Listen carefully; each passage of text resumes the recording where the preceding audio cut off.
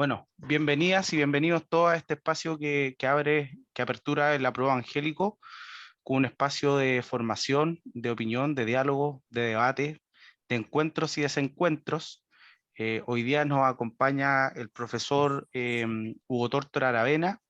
Él es licenciado en Ciencias Jurídicas de la Universidad de Valparaíso, magíster en Derecho Constitucional, mención en Derecho Procesal Constitucional en la Universidad de Talca, y es doctorado en Derecho de la Universidad de Valparaíso, especialista en materia constitucional, con diversas y abundantes publicaciones académicas y libros. Dentro de ellas destacamos su última obra, la reciente obra, Una historia del constitucionalismo, derechos, amenazas y garantías.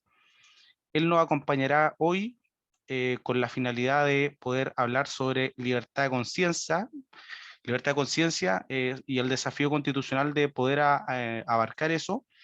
Y así es que dejo con usted al profesor Hugo Tórtora. Muchas gracias, Daniel, por la invitación. Gracias también por la agrupación, por querer escucharnos, digamos, esta tarde de viernes. No siempre los viernes se pueden dedicar a este tipo de cosas, así es que particularmente honrado con la invitación. Y bueno, efectivamente, una de las temáticas probablemente más importantes que se va a abordar en la Convención Constitucional en su oportunidad cuando se trabaje en los temas de derechos fundamentales, va a ser lo relativo a la libertad de conciencia, libertad de culto, libertad de pensamiento, Estado laico, ¿no? Objeción de conciencia. Y bueno, y lo que queremos en esta ocasión es tratar de dar una mirada panorámica a este asunto y, por supuesto, poder dialogar en torno a estas ideas. Conversábamos al comienzo que vamos a dividir esta sesión en dos partes. En una primera parte voy a tratar el tema de la libertad de pensamiento, de conciencia y la libertad religiosa. Podemos abrir ahí un espacio de comentarios, de preguntas, y luego una segunda parte donde me voy a detener particularmente en la objeción de conciencia y en el Estado laico, la idea de Estado laico, ¿ya? Esa va a ser la estructura de esta conversación. Partamos diciendo que la Constitución actual, ¿cierto? La Constitución de 1980, que ya sabemos cuál es el origen que tuvo, ¿cierto? Es una Constitución que no garantiza la libertad de pensamiento, ¿no? Solo garantiza la libertad de conciencia y la libertad de culto, pero no garantiza la libertad de pensamiento. Yo creo que este es un buen punto de partida para empezar a hablar.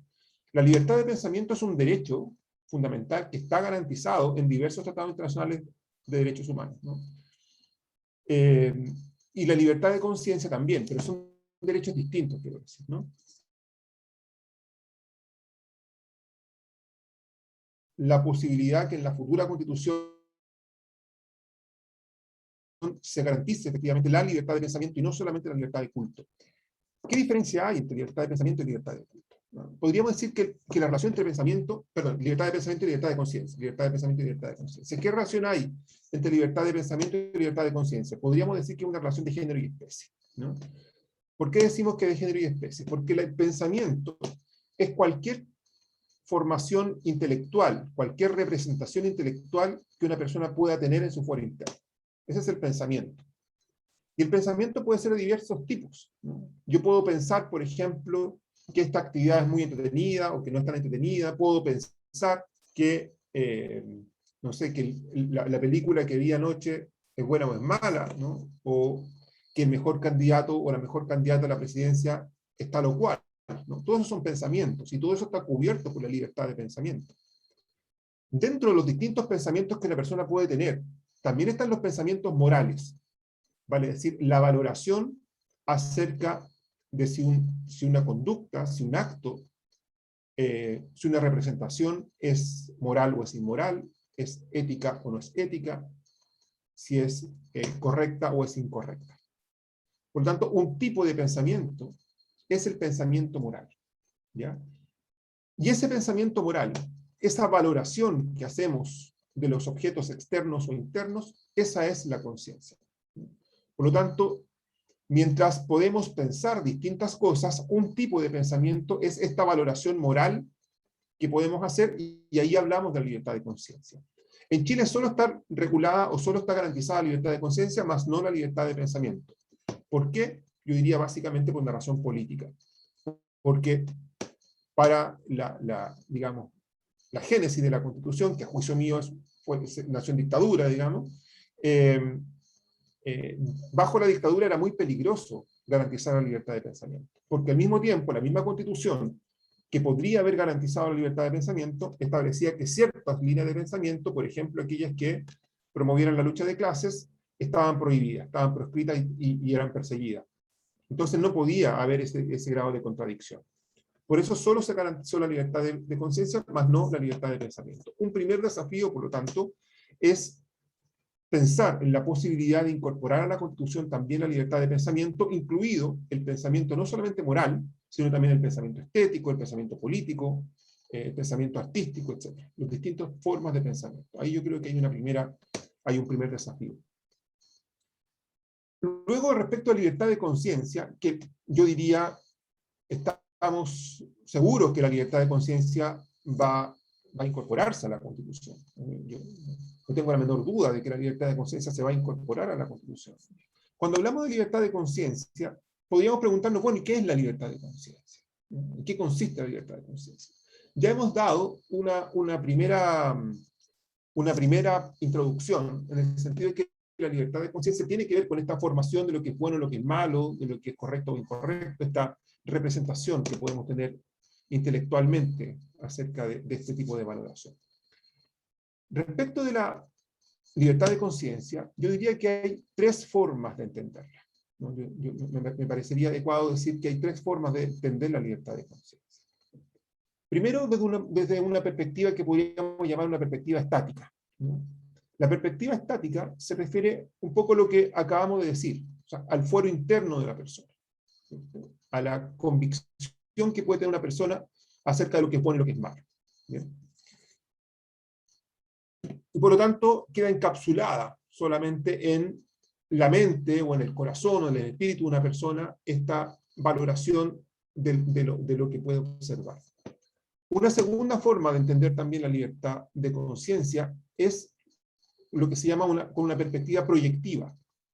Vale decir, no basta con el derecho que tiene una persona a formarse una convicción, sino además se refiere al derecho que tiene esa persona a comportarse de acuerdo a dicha convicción. ¿Ya?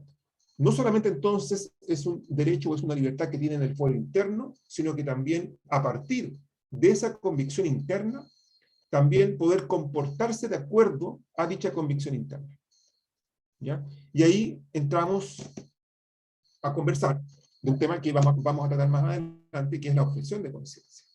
Porque bien podríamos decirnos, bueno, ¿de qué sirve que el Estado me asegure que yo puedo formarme cualquier opinión personal si al final del día no puedo actuar de acuerdo a esa opinión personal? ¿No?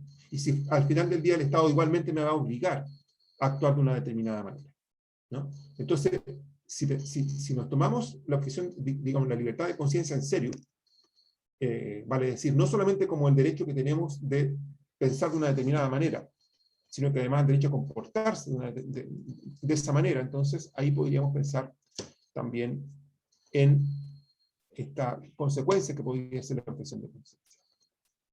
Y una tercera forma de entender también la libertad de conciencia es entenderla en dos niveles.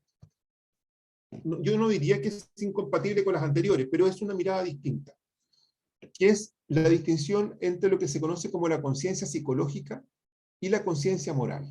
¿Ya? Me parece bien importante hacer esta observación. Hay una forma entonces de entender la conciencia o la libertad de conciencia que distingue entre conciencia psicológica y la conciencia moral. ¿En qué consiste la conciencia psicológica? La conciencia psicológica significa aquella posibilidad que tenemos todas las personas para reconocer y procesar todo aquello que existe. Es como captamos lo que está en el mundo externo. Es como tomamos conciencia, valga la expresión, de lo externo e incluso del propio ser de una persona. ¿Cómo tomamos conciencia de aquello? No estoy hablando solamente del tema de los sentidos, si yo veo, si yo escucho, si yo siento algo, sino más bien cómo lo percibo en mi conciencia. que no es exactamente lo mismo. Y les quiero poner un ejemplo.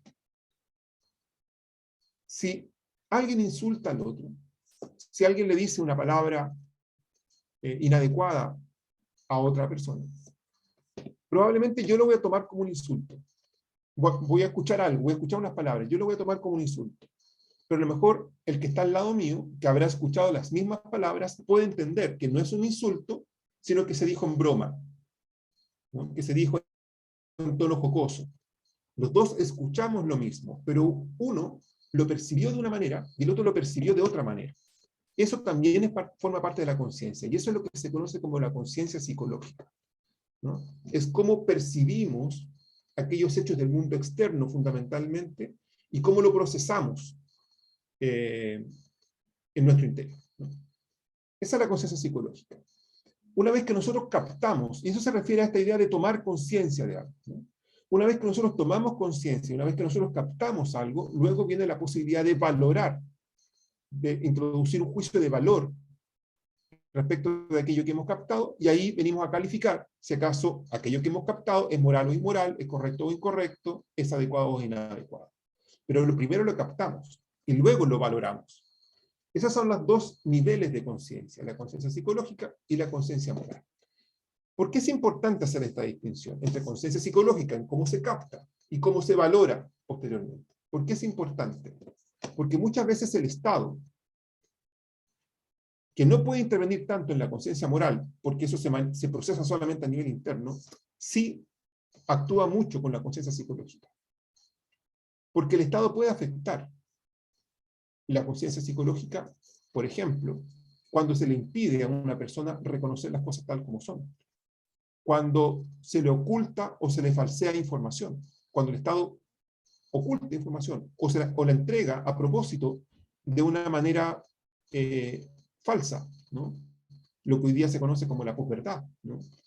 Y por lo tanto yo capto los hechos o las imágenes externas de una manera errada.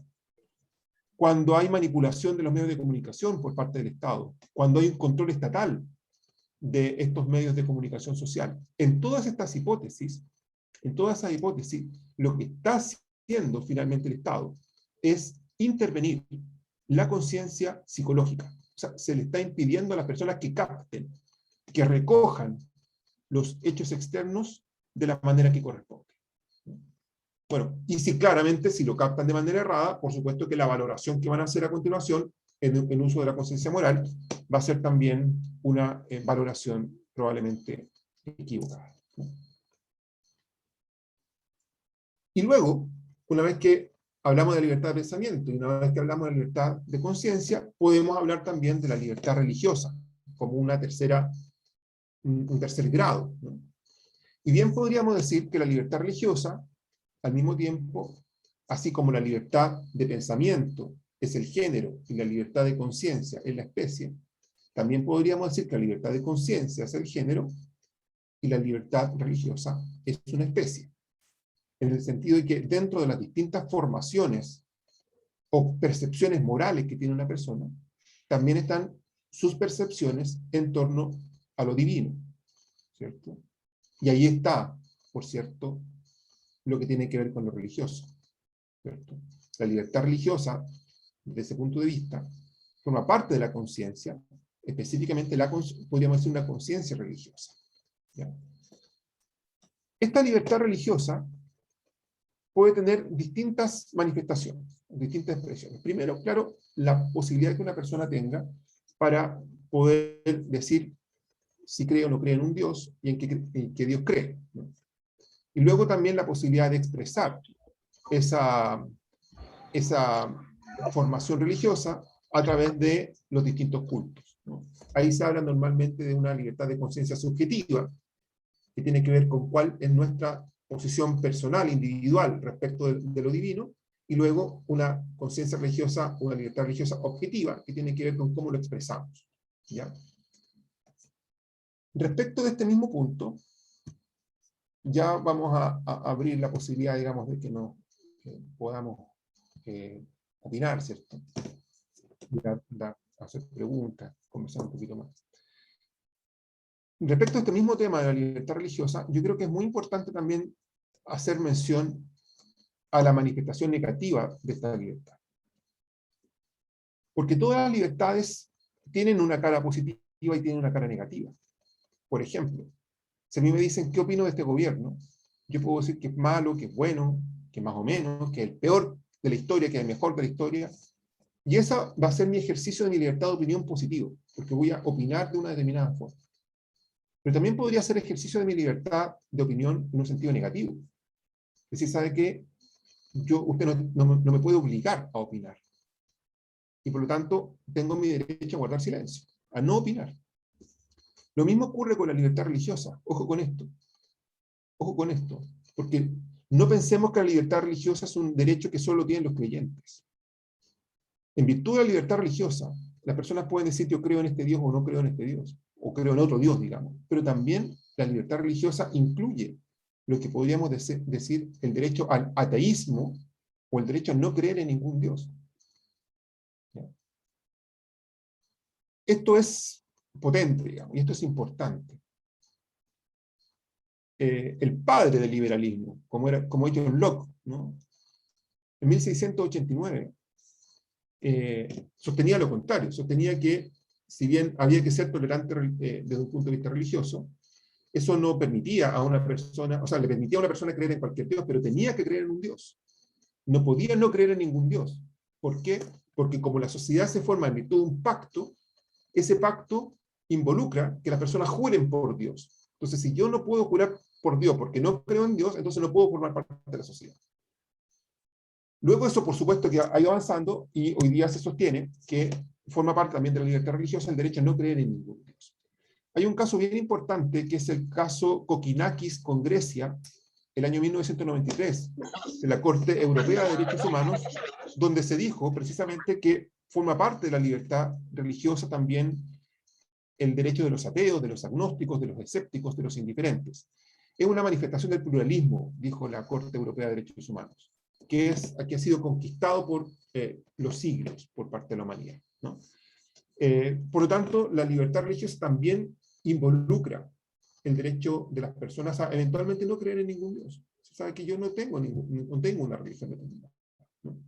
Por eso es que este derecho, claro, hoy día estamos en una comunidad de creyentes, pero también debiera ser preciado por quien ha decidido, ¿cierto?, tener una vida alejada de la religión. Porque, de ser así, si yo soy una persona no creyente, en virtud de la libertad religiosa, lo vamos a tratar luego cuando hablemos del Estado laico, yo puedo exigirle al Estado que sus decisiones no estén teñidas, no estén inspiradas en una determinada postura religiosa. ¿Por qué? Porque soy ateo. ¿Por qué? Porque soy laico. ¿Por qué? Porque soy agnóstico.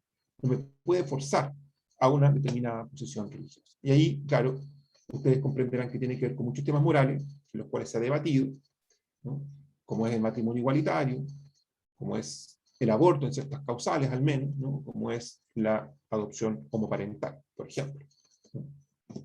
Ahí esas decisiones tienen que ser laicas, correcta o incorrecta, pero tienen que ser laicas. Dirá una persona que defienda su derecho a que no se le imponga una posición religiosa por parte del Estado, ¿no? Hemos tratado en esta primera parte tres conceptos, como es la libertad de pensamiento, la libertad de conciencia y la libertad religiosa, ¿ya? Yo quisiera en este momento hacer una pequeña pausa con ustedes, digamos, para ir dialogando, y luego en la segunda parte podemos hablar de la objeción de conciencia y el Estado laico, con algo más de particularidad, ¿ya? Así que, Daniel, yo me quedo entregado, digamos, a si hay alguna pregunta y algún comentario que se quiera hacer, o algo en lo cual alguien podría no estar de acuerdo. No sé si alguien quiere manifestar alguna consulta, duda, alguien quiere abrir el debate con el profesor. Bienvenido el disenso, el consenso. Por supuesto.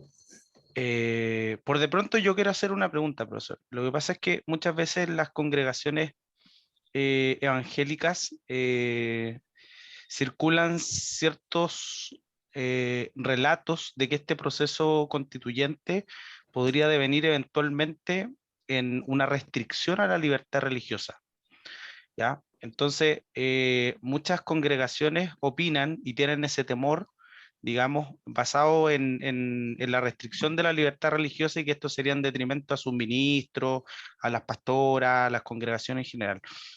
Conociendo la tradición constitucional chilena, ¿usted cree que la Constitución apunte, el proyecto que recién va a comenzar a discutirse, apunte hacia allá? Personalmente yo no me parece de que vaya a haber un cambio en ese sentido, ¿no? Como bien sabemos, muchos convencionales y muchas convencionales son creyentes de distintos tipos de religiones, ¿no?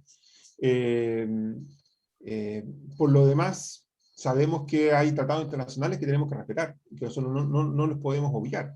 La libertad religiosa, la libertad de culto está garantizada por el Pacto Internacional de Derechos Civiles y Políticos, por la Convención Americana de Derechos Humanos, ¿cierto? Y por lo tanto no podríamos desconocer. Me parece a mí, primero que de ser así sería un grave error, ¿no?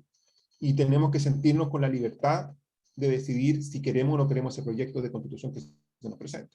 Lo diría claramente, digamos, si hay una limitación inadecuada de la libertad religiosa, es una de las razones por las cuales yo pensaría, al menos, si validamos o no validamos el proyecto de constitución que se nos presenta. Creo que así de importante es, ¿no? No nos olvidemos que el poder constituyente siempre está en última,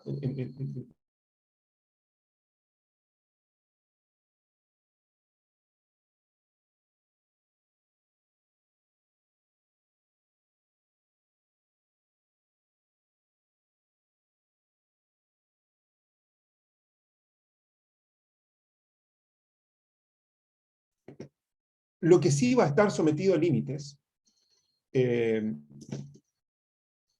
Una cosa es lo que nosotros creamos y otra cosa es cómo lo manifestemos, ¿cierto? Hay ciertas manifestaciones que van a estar limitadas, ¿no? Siempre se pone el ejemplo un poco absurdo y ridículo, como son, por ejemplo, los sacrificios humanos, ¿cierto? Bueno, eso puede ir un poco de la mano con ciertas religiones, bueno, eso tiene que estar prohibido, o el sacrificio de animales, qué sé yo, o la contaminación acústica, ¿no? Tendrán que haber algunos límites que habrá que cuidar. Y esos límites hoy día están en la Constitución y seguramente van a estar en la futura Constitución. Pero son límites a las manifestaciones de las creencias, porque también vivimos dentro de una comunidad, de una sociedad que merece nuestro respeto. Eso diría yo, Daniel. Muchas gracias. Joel Moya tiene la mano levantada. Joel, te escuchamos. Hola, buenas tardes. Buenas Una tardes, Joel. consulta. Tengo entendido que hay normas reglamentarias tanto en el Senado como en la Cámara de Diputados y también para el Parlamento Pleno. Entonces la pregunta es la siguiente: en virtud del principio de primacía de la Constitución y por lo tanto primacía del artículo 19 y todas las garantías, ¿por qué se permite la fórmula de inicio de sesiones del Senado, Cámara de Diputados o Congreso Pleno en nombre de Dios, a propósito de que a mi juicio y de acuerdo a lo que está conversando, sería un atentado contra el principio de libertad religiosa en esta perspectiva del respeto a quienes no profesan religión alguna? Déjeme decirle, Joel, que estoy absolutamente, digamos, de acuerdo con usted. Creo que es una fórmula que obedece solamente a una tradición, a una práctica, porque además uno podría legítimamente preguntarse, bueno, ¿y cuál Dios? Es aquel Dios en el cual usted está abriendo la sesión, digamos, ¿no? ¿Me está imponiendo una religión a mí? Eh, o bien yo no creo en ningún Dios, digamos. Entonces, me parece que es una fórmula que debiera desaparecer. Las personas que han estudiado Derecho, que son abogados, sabrán también que hubo un cambio también en el cambio del juramento a la promesa, ¿no? Incluso en los juicios, por ejemplo, los testigos antiguamente tenían que jurar por ¿Juráis o Dios. prometéis? Claro, tenían que jurar por Dios. Ahora se le permite prometer, ¿no? Al presidente también, cuando asume, puede jurar o prometer. ¿Por qué? Porque existe la libertad para, digamos, actuar de acuerdo a las convicciones religiosas o no, digamos, ¿no? Entonces, esta fórmula que usted señala son de aquellas fórmulas que efectivamente debieran irse, ¿no? ¿Y por qué no se ha hecho? Bueno, simplemente por voluntad política, ¿no? A mí me parece, uno de los temas que yo he trabajado es el constitucionalismo latinoamericano. Hay una fórmula que está en la Constitución boliviana que me parece muy bonita, muy seductora, ¿no? Cuando presenta, en el preámbulo de la Constitución, dice que esta Constitución se presenta gracias a Dios y gracias a la Pachamama. Gracias a Dios y gracias a la Pachamama, ¿no? ¿Por qué me parece interesante, ¿no? Puede ser discutible, ¿no? Porque en el fondo lo que nos dice, mire, este es un Estado plurinacional. Un Estado plurinacional es un Estado que integra la tradición occidental con la tradición indígena y la reúne en un mismo Estado. Me parece que eso es interesante, de manera simbólica, ¿no?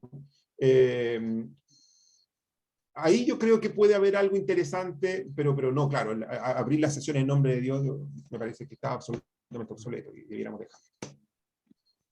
Daniel Disculpe. Sí, Joel. Mira, y aunque seguramente se va a tratar a propósito del concepto de laicismo o de Estado laico, yo no sé si este mismo punto que estamos discutiendo es extensivo a las clases de religión en lo que es como obligación del Estado.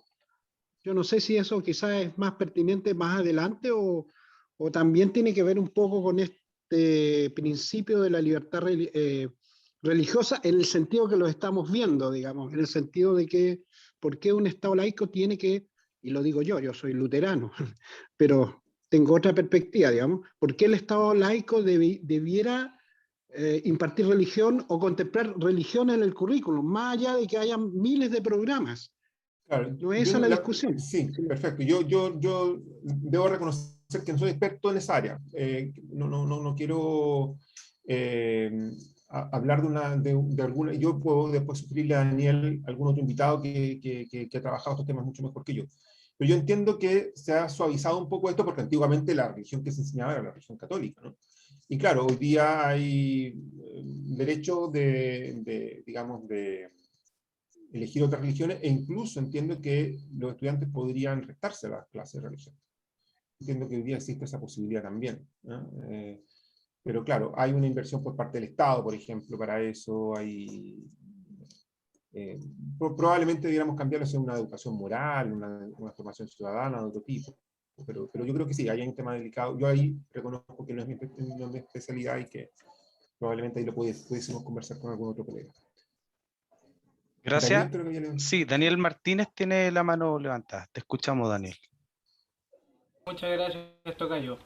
Quería hacer la siguiente consulta relativo a... bueno, acá me voy a poner canuto. Tiene que ver con lo siguiente. Yo creo, como canuto, que Jesús manda a las personas que lo siguen a él a expandir el mensaje de su palabra. En definitiva, realizar una labor evangelística. Se ha dicho de paso, de pronto no estoy de acuerdo cómo se ha usado, por ejemplo, como para explicar la historia, la palabra evangelismo, porque a mí me parece que lleva otra connotación y no la imposición sistemática de una religión como fue la Iglesia Católica con las personas que estaban en, digamos, precolombina, ¿cierto? Desde ese punto de vista me parece que existe una pseudo antinomia entre algunos de los derechos que potencialmente podrían estar garantizados en la Constitución. Podrían ser el que hemos estado conversando de derecho a la libertad religiosa, y otro que también me parece que va de la mano, y así usted me lo confirmaba anteriormente, dice relación con el derecho a la libertad de expresión. ¿En qué momento o cuáles son los límites? ¿Cómo podríamos resolver esta potencial pseudo antinomia que podría ocurrir con el ejercicio del derecho a libertad de expresión versus otro derecho a libertad de expresión de su especie religioso? Y sobre todo en el marco de que, como canuto, uno cree que hay que, digamos, expandir la palabra de Dios, predicarle a otras personas, y ojo que predicarle y no imponerle. Hay un abismo de diferencia y siempre fui súper claro, por ejemplo, desde que estuve haciendo más cosas en el activismo político, que una cosa es predicar y otra es imponer el evangelio. Imponer totalmente desechado. Pero de pronto predicar en algunas ocasiones pudiera tener la potencialidad de causar conflictos, sobre todo con respecto a la la forma de cómo va a vivir la vida la otra persona. Pero acá surge otro tema, porque sería bastante totalitario que el Estado nos impidiera persuadir a otras personas, sea con palabras u hechos, que lo lleven a cambiar posturas diversas. Entonces, eh, la pregunta concreta vendría a ser cómo compatibilizamos o hasta dónde llega el derecho a libertad de expresión de uno y de otro en el marco de convivir todas, todos y todes en un Estado laico. Ya, gracias. Súper interesante la pregunta, Daniel. Eh, Voy a tratar de contestarla con algunas herramientas, ¿cierto? Conceptuales, y espero poder abordarla bien. Eh, Cuando hablamos de libertad de expresión, sea expresión religiosa o expresión de cualquier otro tipo, tenemos que partir de una base que es muy importante, que para que exista libertad de expresión, la libertad de expresión tiene que ser sin censura previa. Partamos de esa base. Debe ser sin censura previa. Por lo tanto, la libertad religiosa o la libertad de expresión religiosa también tiene que ser sin censura previa. ¿Ya? Sin censura previa. Esto, por cierto, que puede tener otro tipo de limitación que tiene que ver, por ejemplo, con la forma como se expresa, ¿no? Por ejemplo, yo puedo estar diciendo esto mismo con ustedes acá, o puedo estar con un megáfono en mi condominio, ¿cierto? E interrumpir la tranquilidad de mis vecinos, ¿cierto? Y claro, ahí en el fondo hay un problema de la forma, no de lo que estoy diciendo, sino que la forma como lo estoy diciendo, ¿no? Entonces, en ese sentido, por ejemplo, probablemente ustedes no, digamos, pero hay antiguamente habían, yo me acuerdo vivía en el campo, por ejemplo, ahí hay un amigo mío que me asiente, Reinaldo.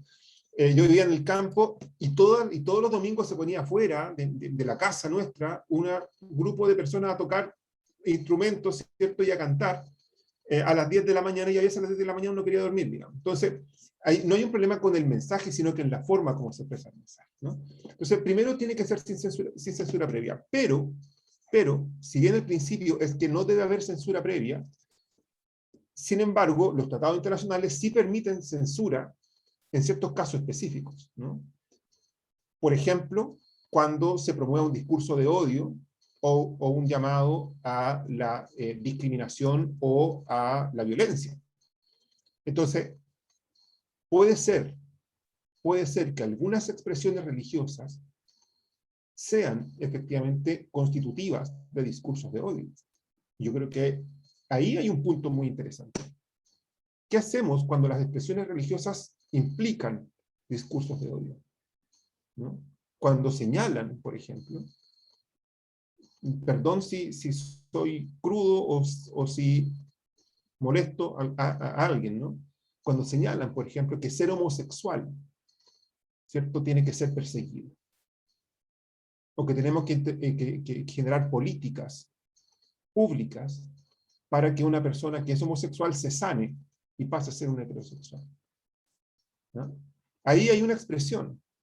Me podrán decir, sí, pero sin censura previa. Ojo, que los tratados internacionales, la Convención Americana de Derechos Humanos permite eventualmente censurar en cuando hablamos de discursos que puedan ser de odio discriminatorio o que fomenten la guerra o la violencia. Entonces, no es absoluto la idea de la ausencia de censura, ¿no? Entonces, yo diría eso, Daniel, no sé si estoy respondiendo más o menos su pregunta, pero la expresión religiosa, como cualquier expresión, debe ser sin censura previa. O sea, el Estado no puede revisar lo que las iglesias quieran decir o no quieran decir, a menos que, y ahí tienen que hacerse responsables, ¿cierto?, a menos que sea constitutiva de discursos de odio o discursos de llamados a la violencia. Gracias, profesor. Reinaldo Lobos tiene la mano levantada. Adelante, Reinaldo.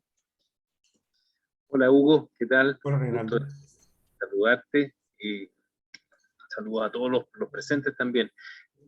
Recogiendo un poco lo último, pues está el tema de los discursos de odio y claramente son algo que hoy día está presente en la población como algo muy cuestionado ya.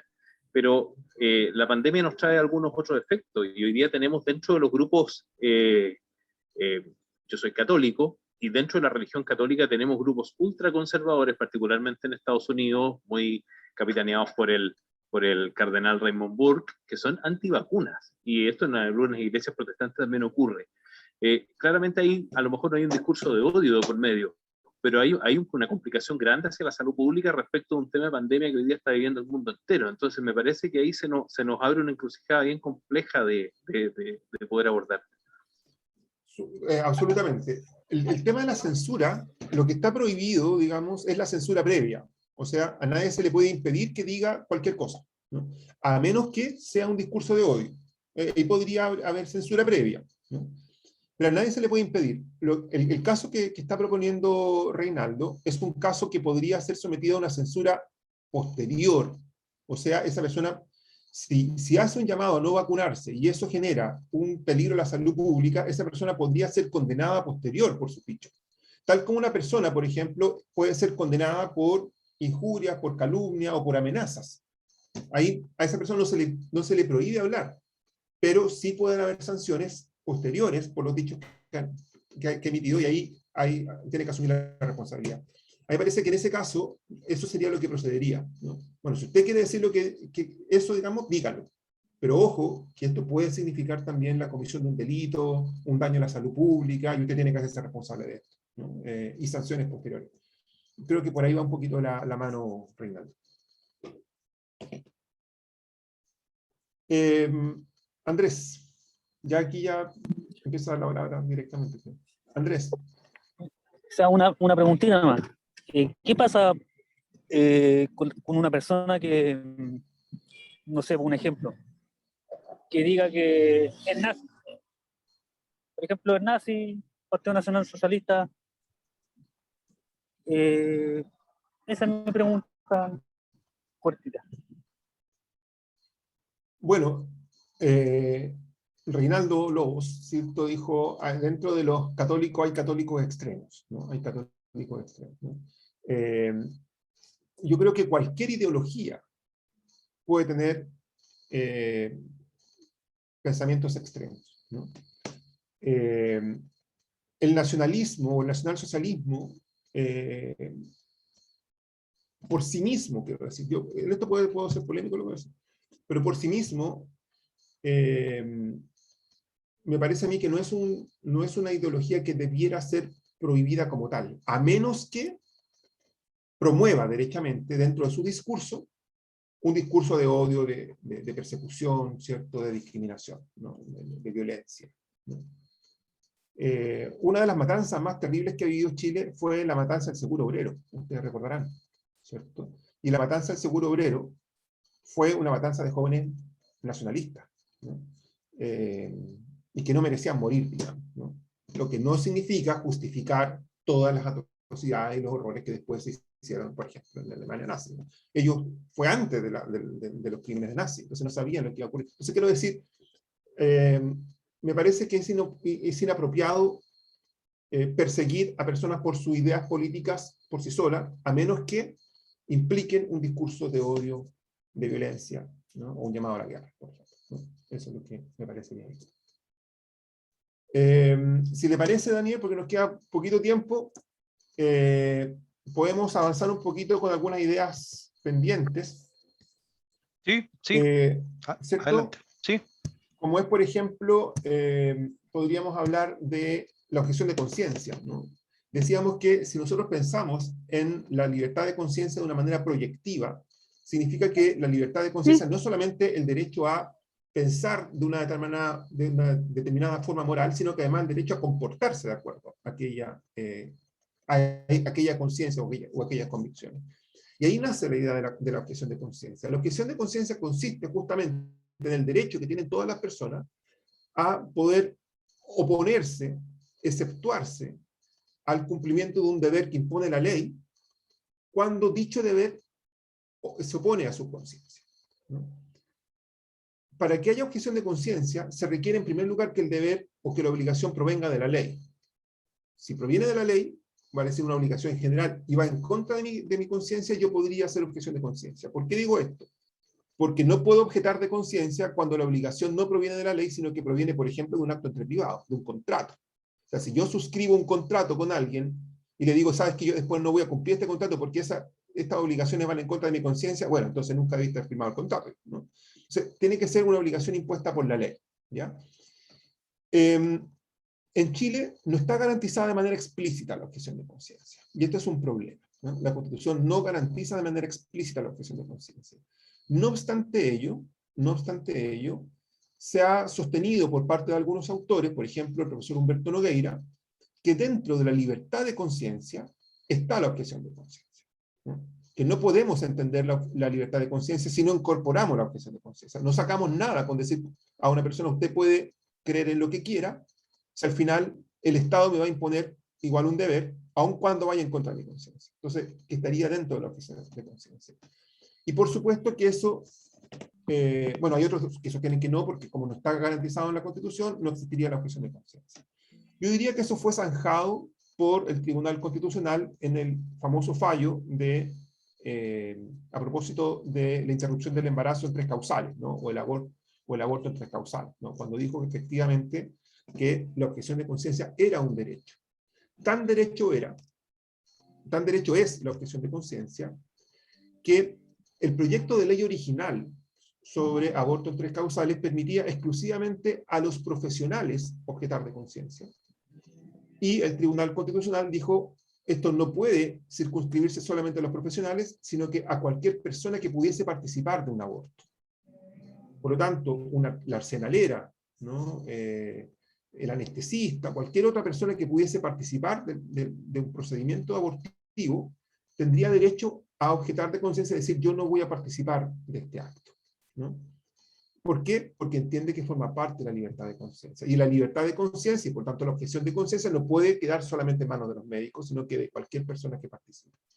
Y no solamente eso, sino que también el Tribunal Constitucional dijo que la objeción de conciencia no solamente la tienen los individuos, las personas naturales, sino que también las instituciones. Y esto es muy polémico, ¿no? Esto es muy polémico, ¿no? Decir que las instituciones tienen conciencia y que por lo tanto podrían objetar de conciencia. Claro, eso ha llevado a que algunas clínicas digan, nosotros como clínica, nosotros como universidad, va en contra de nuestros principios y objetamos de conciencia y no vamos a hacer ningún procedimiento. Y eso, digo que es polémico. Yo francamente no tengo una posición muy formada sobre este punto. Creo que es algo respecto a lo cual se puede discutir perfectamente, porque también tenemos la autonomía de los grupos intermedios. También existe la autonomía de los grupos intermedios, y en virtud de la autonomía de los grupos intermedios, forma parte de la autonomía de los grupos intermedios que cada grupo intermedio pueda también formar su propio catálogo de convicciones. Entonces, creo que es una cosa polémica, yo creo que eso se tiene que zanjar democráticamente. Eso es lo que yo quiero decir finalmente. Que no puede ser que el Tribunal Constitucional nos imponga una salida moral frente a este dilema, ¿no? Los dilemas morales tienen que ser resueltos democráticamente. En el Congreso, en la Convención, en plebiscitos, pero no puede ser que 10 señores o señoras reunidos en una sala decidan por todo el país, finalmente, ¿no? Este es un problema moral, aquí hay un dilema moral. ¿Qué hacemos con la objeción de conciencia institucional? ¿La seguimos recogiendo o no? Bueno, esto resolvámoslo democráticamente. Es como tienen que resolverse los dilemas morales muchas veces, ¿no? Me parece a mí que la objeción de conciencia es de aquellos derechos o es de aquellos apartados de la libertad de conciencia que tiene que ser discutido. Y tendremos que decidir en la Convención Constitucional si la vamos a mantener o no.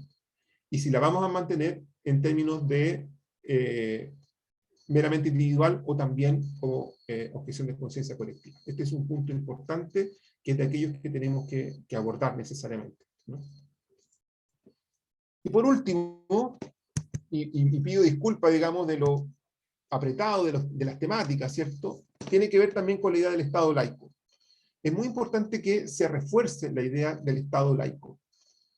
Si nosotros vamos a decir, por ejemplo, que Chile va a ser un Estado social de derecho, por ejemplo, ¿no? O vamos a ser un Estado plurinacional, o no, o vamos a ser un Estado unitario, un Estado federal, me parece que también, en los mismos términos, tiene que haber una mención explícita de que Chile será un Estado laico, ¿no? No hay en este momento en la Constitución del 80 una mención de ese tipo, ¿no? Lo que hizo la Constitución del 25 fue eliminar, ¿cierto?, la mención de que Chile era un Estado católico apostólico romano. Lo eliminó. Y de ahí uno deduce que es un Estado laico. Pero no hay una mención explícita en ese sentido. ¿Ya? ¿Qué significa un Estado laico? Aquí yo me voy a remitir a lo que dice el autor Robert Audi. Para él, el Estado laico involucra tres cosas. Primero, el principio libertario, vale decir que el Estado debe permitir a cualquier persona la práctica de cualquier religión, o de ninguna religión, libertad. Segundo, el principio igualitario, que significa que todas las religiones o todo tipo de creencias tienen el mismo peso. Ninguna de ellas puede tener un trato preferente. Ninguna religión podría tener un trato preferente. Y en tercer lugar, el principio de neutralidad, y es un poco lo que decíamos al comienzo. Las decisiones estatales deben adoptarse con prescindencia o con neutralidad respecto de criterios religiosos específicos. No, ¿por qué? Porque cuando el Estado toma decisiones de acuerdo a un criterio religioso en particular, lo que está haciendo en la práctica es imponer esa visión religiosa a todas las personas, crean o no crean en esa religión. Y eso es, no solamente es fuerza, sino que además yo diría es violencia moral respecto de las personas, ¿no? Creo que hay que avanzar hacia un Estado laico, por lo tanto, tiene que haber una mención en ese sentido, pero Estado laico en estos términos de igualdad, de libertad y de neutralidad. Por ningún motivo el Estado laico debe significar un Estado que persiga a las religiones, ¿no? Eso no es un Estado laico. Eso es un Estado que viola derechos fundamentales, digamos. Estado laico solo en términos que permita el desarrollo de cualquier religión en términos de igualdad y además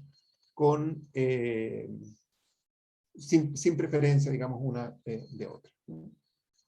Esa es la segunda parte. Quedo abierta también las preguntas. Nos podemos quedar hasta las 8:05, que se llevan unos 10 minutitos más, si es que hay alguna observación que formular. Sí, Francisco Osorio había levantado la mano, no sé si todavía quiere hacer la intervención.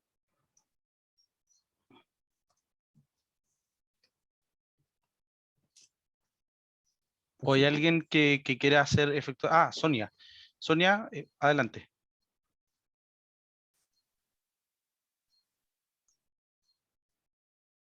Está arreglando los problemas técnicos. Ahí.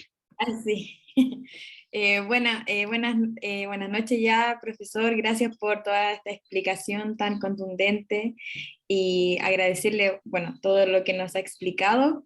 Me gustaría saber desde su perspectiva jurídica, ¿cierto?, constitucional, ¿cómo vería usted una redacción en la nueva Constitución a raíz de todo lo que ya hemos visto que están proponiendo las distintas comisiones? Respecto de la libertad religiosa y respecto también del Estado laico, que me pareció muy bonita la definición que dio, porque yo creo que en el fondo también eso generaría como una tranquilidad en las comunidades de fe, de que no estamos hablando de un Estado laico anti-iglesia, que es el concepto que se ha instalado dentro de nuestras comunidades. Y bueno, el mismo vicepresidente Jaime Baza también nos dio la misma respuesta, que no estamos ante un Estado, digamos, que niegue la religión. Entonces, en ese sentido, me gustaría saber desde su perspectiva cómo podría abordarse de la mejor manera quizás este derecho en nuestra nueva Constitución. Muchas gracias. Gracias, Sonia. A ver, me parece que en la parte introductoria, digamos, en lo que hoy día se llama las bases de la institucionalidad, ¿no? En la parte introductoria, en los principios básicos, debe haber una mención que diga que Chile es un Estado laico. Y punto, digamos, y probablemente nada más que eso, ¿no? Y luego, en materia de derechos fundamentales, abordar algunos de los derechos que hemos señalado. Consignar la libertad de pensamiento, consignar la libertad de conciencia, consignar la libertad de cultos, la objeción de conciencia, al menos individual, ¿cierto? Creo que con eso, digamos, hoy día además hay una mención respecto de la propiedad de los bienes, ¿no? Pero bueno, eso también podría estar dentro del derecho de propiedad, probablemente eso a lo mejor es excesivo, pero por lo menos esos derechos básicos tienen que estar incorporados, ¿no? Y ojo con el tema de la plurinacionalidad, porque la plurinacionalidad también involucraría el respeto, obviamente, por las religiones ancestrales de los pueblos originarios, ¿no? Que muchas veces cuando nosotros pensamos en las religiones, pensamos solamente en las religiones, digamos, del hemisferio norte, por decirlo de alguna manera, ¿no? Pero también hay convicciones, hay cosmovisiones, ¿cierto?, que son propias de nuestros pueblos y que están asociados, por ejemplo, a la relación que existe con la naturaleza, con el Padre Sol, etcétera, todo aquello. Y también tendremos que recogerla con la misma fuerza que recogemos respecto a las religiones más tradicionales. Gracias, profesor. Joel Moya, ya la última pregunta, porque el profesor tiene una agenda apretadísima, así que aprovechémoslo. Joel.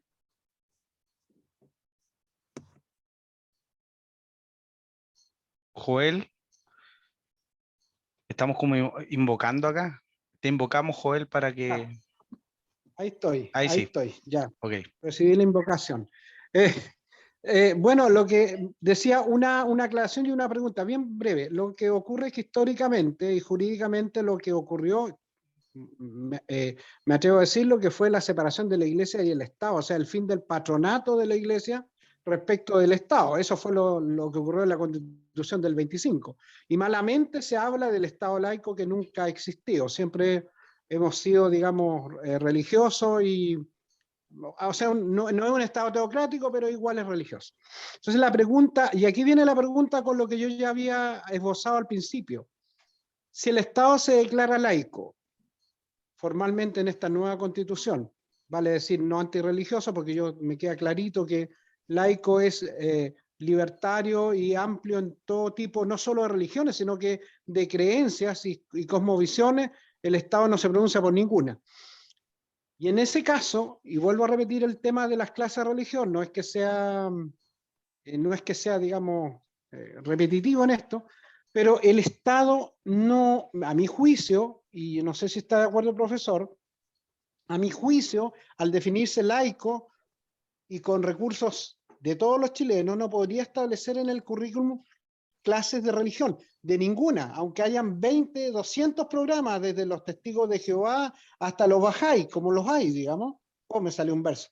No debiera el Estado, digamos, incurrir en ese tipo de actividades, entonces debiera ser consecuente con un concepto laico, o sea, educación moral, no sé, educación cívica, no sé cómo decirlo, pero principios, ética, como quiera llamársele, pero no podría tener una educación determinada o varios programas, o sea, no podría, creo yo. No sé si está de acuerdo el profesor en eso. Estoy de acuerdo, Joel. Yo creo que la formación religiosa no debiera formar parte de los currícula escolares, ¿no? Probablemente sí una formación moral, una formación cívica, pero no nos olvidemos que la Constitución son marcos, ¿no? Es el marco conforme al cual se desarrolla finalmente todo el debate jurídico político posterior. A mí me parece que la Constitución debe llegar hasta acá, ¿no? Establecer la laicidad del Estado, establecer la libertad religiosa, que este tipo de debate, que son interesantes y son importantes, van a ser debates que van a quedar posteriormente para el juego democrático y para la legislación. En la ley, posteriormente, habrá que resolver qué hacemos con las clases de religión. Probablemente esta no va a ser la instancia. Yo quiero una constitución en ese sentido poco regulada, ¿no? Y que deje mucho, que no se resuelva todo ahora en la convención, que deje mucho a las futuras generaciones, porque mis hijos y mis nietos, y mis bisnietos que todavía no nacen, probablemente van a existir bajo esta constitución también. Entonces, no quiero que los dejemos amarrados en muchas cosas, ¿no? Y en ese sentido, este tipo de debate, con el cual yo concuerdo absolutamente con usted, creo que no es de aquellas cuestiones que debamos incorporar a la Constitución, pero sí se deducen perfectamente, y concuerdo con usted que se deducirían perfectamente si establecemos un verdadero Estado laico con libertad religiosa plena.